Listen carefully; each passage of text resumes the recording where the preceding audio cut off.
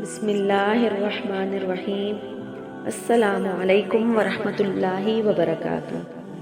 بادشاہ وقت عمر بن عبدالعزیز کے پاس ایک عورت آئی جس کی 5 جوان بیٹیاں تھیں۔ خاوند فوت ہو چکا تھا۔ وہ جس کے پاس جاتی سب خوش آمدید کہتے، لیکن یہ خوش آمدید اس کے لیے نہیں ہوتی تھی، اس کے غریبی کے لیے نہیں تھی، اس کی خوبصورت جوان بیٹیوں پر گندی نظر ڈالنے کے لیے ہوتی۔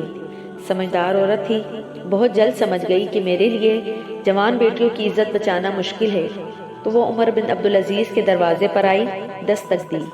کسی نے بتایا تھا کہ عمر بن عبدالعزیز ایسا بادشاہ ہے کہ وہ آپ کی جان و مال کا محافظ ہے، وہ آپ کی مدد کرے گا۔ ایک عورت نے دروازہ کھولا، وہ اندر گئی۔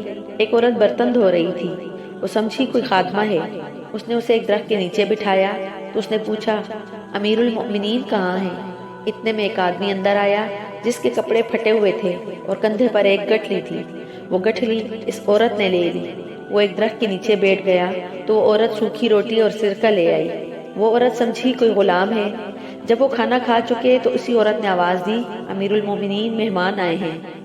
وہ عورت کہتی ہے، میں حیران رہ گئی۔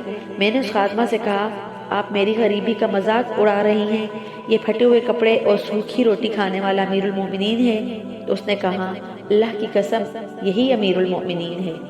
جب میں ان کے قریب گئی تو اس میں اتنی حیا تھی کہ انہوں نے اپنی نظریں جھکا لی، فرمانے لگے، کیسے آئی ہو؟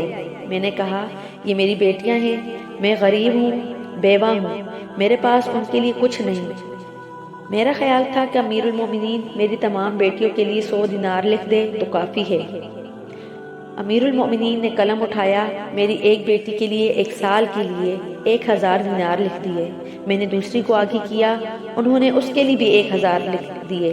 میں نے تیسری کو، چوتھی کو آگے کیا تو انہوں نے ان کے لیے بھی 1000 دینار لکھ دیے۔